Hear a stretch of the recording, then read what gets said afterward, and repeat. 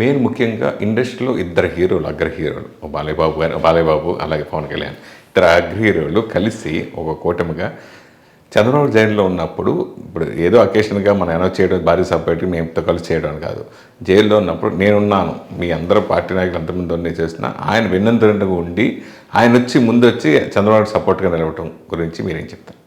అంటే నేను ఇప్పుడు ఇందాక చెప్పినట్లుగా అది పవన్ కళ్యాణ్ గారిని కొంచెం అంటే ఇంకొంచెం ఎత్తుకు తీసుకెళ్ళింది ఆయన తీసుకున్నటువంటి ఆ రోజు నిర్ణయం. ఎందుకంటే ఓకే, ఆ రోజు ఉన్నటువంటి పరిస్థితుల్లో చంద్రబాబు నాయుడు గారు లాంటి వ్యక్తిని జైల్లో అక్రమంగా పెడితే అసలు ఎవరో కూడా తట్టుకోలేని పరిస్థితిలో ఉన్నారు. దానివల్ల ఏంటంటే ఒకటి అగ్రెసివ్ వస్తుంది, రెండు కొంత డిమారలైజ్ కూడా అవుతారు. ఆ టైంలో పవన్ కళ్యాణ్ గారు లేదా బాలకృష్ణ గారు, లోకేష్ గారు వీళ్ళందరూ వెళ్ళి చంద్రబాబు నాయుడు గారితో మాట్లాడి బయటకు వచ్చి ఓపెన్గా ఏదైతే పవన్ కళ్యాణ్ చెప్పాడో తెలుగుదేశం జనసేన రేపు కలిసి వెళ్తూ ఉన్నాయి, జగన్మోహన్ రెడ్డిని ఇంటికి పంపిస్తున్నాము అని ఏదైతే రెండు కూడా మేము పొత్తుతో వెళ్తున్నామని ఏదైతే చెప్పాడో వాస్తవం అది 100% రాష్ట్ర ప్రజలకు కూడా వాళ్ళ భవిష్యత్తు మీద ఒక భద్రతను కల్పించింది. అండ్ తెలుగుదేశం పార్టీకి అందరికి కూడా అది ఓకే, మనం రెండు కలిసి వెళ్తే విజయం ఖాయం. అంటే అంత ముందు నుంచి కూడా ఒక టాక్ నడుస్తుంది స్టేట్లో. ఇప్పుడు నేను కూడా ఎక్కడికి వెళ్ళినా కూడా సార్ జనసేన మీరు కలుస్తున్నారా లేదా, కలిస్తే వన్ సైడ్ సార్ అని చెప్పేవారు. అంటే అది ఆ మాటని పర్ఫెక్ట్ టైంలో కరెక్ట్ టైంలో చెప్పాడు. ఎందుకు చెప్పడం వల్ల ఏమైందంటే అందరూ అనుకున్న మాట నిజమవుతుంది. రెండోది కొంతమంది 10% కొంచెం విభేదించవచ్చు తెలుగుదేశంలో కానీ జనసేనలో కానీ, ఏది ఒంటరిగానే వెళ్ళాలి మేము సీమాలు మేము సీమాలు, కానీ ఆ 10% డిఫరెంట్ ఇది కూడా ఆ టైంలో అనౌన్స్మెంట్ చేసిన టైంలో ఆ డిఫరెన్స్ కూడా పోయింది.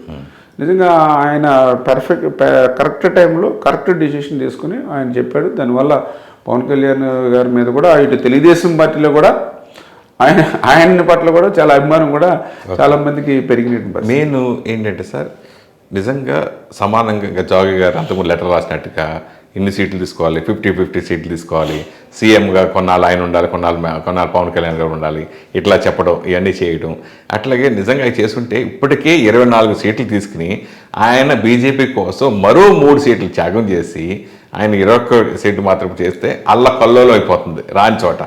నిజంగా 50-50 సీట్లు చేసుకునేలా చేస్తే ఎలా ఉండేది పరిస్థితి? అంటే ఓకే, అంటే మనం అది కాలం అనేది నిర్ణయించాలి, ఎన్ని సీట్లు తీసుకోవాలి, ఎంతమంది పోటీ చేయాలనేది. ఇప్పుడున్నటువంటి పరిస్థితుల్లో ఏదైతే పవన్ కళ్యాణ్ గారు కూడా ఒకటే ఆలోచించారు ఏంటంటే, ఈవేళ ఓకే ఇప్పుడు 24 మంది అనుకున్నాం, ఒకే 21, అసలు 21 మందిని గెలిపించి మనం అసెంబ్లీలకు పెట్టినా అది పవరే. ఎందుకంటే ఇప్పుడు ఈవేళ సిపిఐ, సిపిఎం, బీజేపీ, కాంగ్రెస్ ప్రాతినిధ్యం ఉందండి ఈవేళ అసెంబ్లీలో లేదు. అటువంటి పార్టీలకు కూడా ఒక్క సీటు కూడా లేనటువంటి పరిస్థితి ఉంది ఈవేళ అసెంబ్లీలో. అటువంటి టైంలో అక్కడ నెంబర్ కంటే కూడా ముందు అసెంబ్లీలో అడుగుపెట్టి ఫైట్ చేయాలి.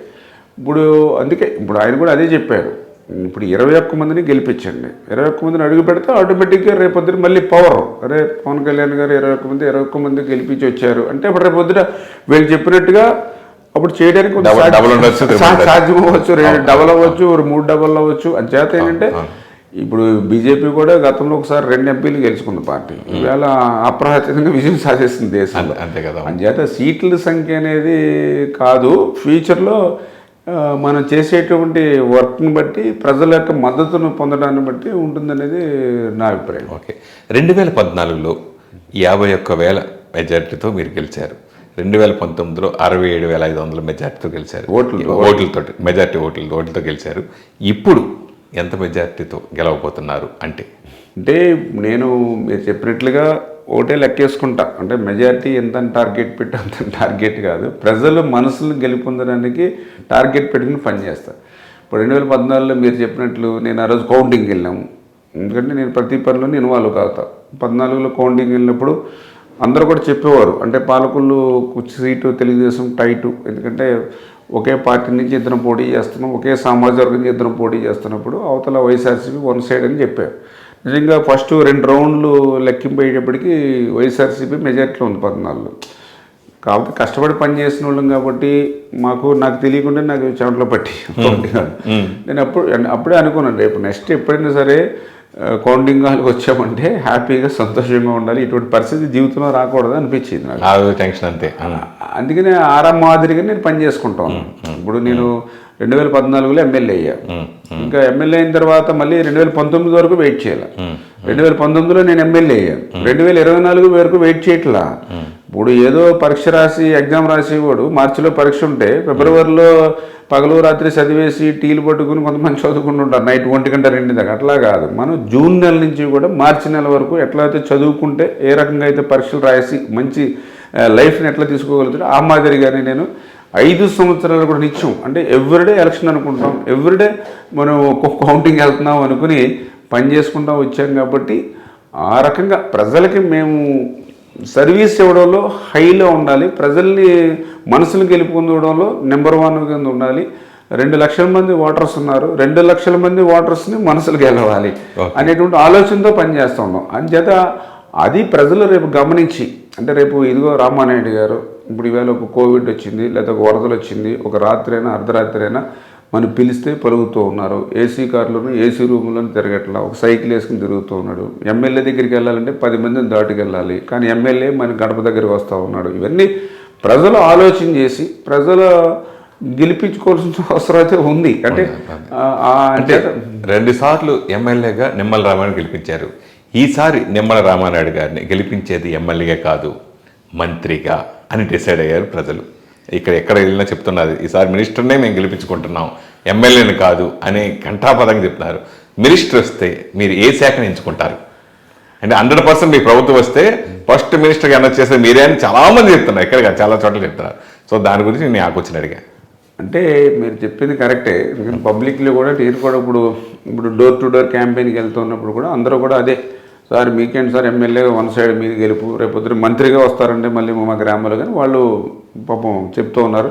కొంతమంది అయితే మీరు అనుకున్నట్లుగా ఎవరికి వాళ్ళకి ఇష్టమైన శాఖ వాళ్ళు కూడా చెప్పేస్తున్నారు. ఓకే ఓకే, మీ మనసులో ఏముంది వాళ్ళు చెప్పేస్తారు. ఏది ఒకళ్ళేమో విద్యాశాఖ అంటారు, ఒకళ్ళు వ్యవసాయ శాఖ అంటారు, వాళ్ళకి హోంశాఖ అంటారు, ఎవరికాలు పాపం వాళ్ళ భావాలు చెప్పేస్తూ ఉన్నారు.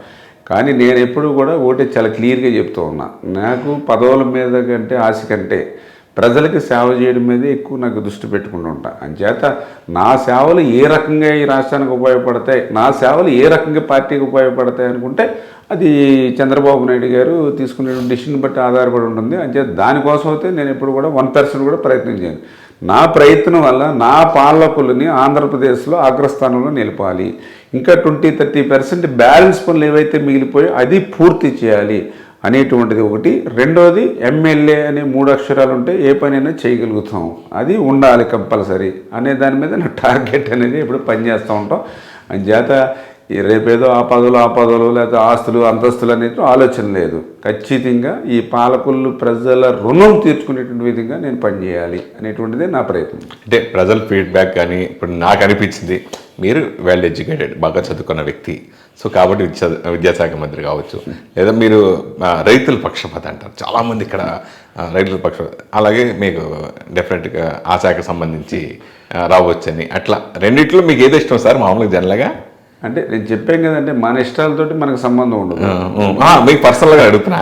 ఏదైనా కూడా ఇప్పుడు అది క్యాబినెట్ అనేది కూర్పు అనేది అది ముఖ్యమంత్రిగా ఎవరైతే లీడర్ ఎవరైతే ఉంటారో ఆయన తీసుకునే డిసిషను. ఇప్పుడు మీరు చెప్పారు కదా ఏది ఇష్టమని, అంటే నేను వాటి మంత్రుల మీద ఇష్టం కంటే కూడా నేను ఎవరు గెలిపించారు నన్ను, పాలకులు ప్రజలు గెలిపించారు. అంచేత ఆ పాలకులు ప్రజలకి ఏం చేయాలనేటువంటి ఆలోచన అదే ఎక్కువ ఇంట్రెస్ట్. అంటే అది పూర్తి చేస్తే మంత్రి కంటే ఎక్కువ ఇష్టపడతారు. మీరు చెప్పిన శాఖ కంటే, మీకు ఇచ్చిన మినిస్టర్ కంటే నా పాలకుల్లో నాకు ఐడియా ఉంది. ఇప్పుడు ఇందా చెప్పాను నేను, ఒక ఇటుక ఇల్లు, ఒక కళాక్షేత్రం, ఒక అంబేద్కర్ భవన్, ఒక రైతులు, ఒక మంచినీళ్ళు. ఇప్పుడు విద్యాసం నుంచి డైరెక్ట్గా మంచినీళ్ళు తేవాలి నా పాలకులకి. ఇవి పూర్తి చేస్తే నేను 50 సంవత్సరాలు మంత్రిగా ఉన్నట్టే పాలకులు. మీరు మంత్రి ఇచ్చారనుకోండి, ఇప్పుడు జగన్మోహన్ రెడ్డి గారు అయితే 2 సంవత్సరాలకే పీకేసాడు, అవ్వలేదు. ఇప్పుడు తర్వాత ప్రజలేమో ఇప్పుడు పీకేస్తున్నారు. ఏంటి ఉపకారం? మంత్రి చేశాడు అంటే మాజీ మంత్రి అని చెప్పుకోవడానికే తప్ప అక్కడ అధికారులు ఉన్నప్పుడు ఫుల్గా లేదు. ఇప్పుడేమో ప్రజలేమో పీకేస్తున్నారు. దానికంటే ఇప్పుడు ఈ వర్క్లన్నీ చేసి 50 సంవత్సరాల పాటు నేనున్నా లేకపోయినా నన్ను తెలుసుకునే విధంగా పాలకులు ప్రజలు ఉంటే మంచిది కదా. నేను దానికే ప్రిఫరెన్స్ ఇస్తాను. అవును.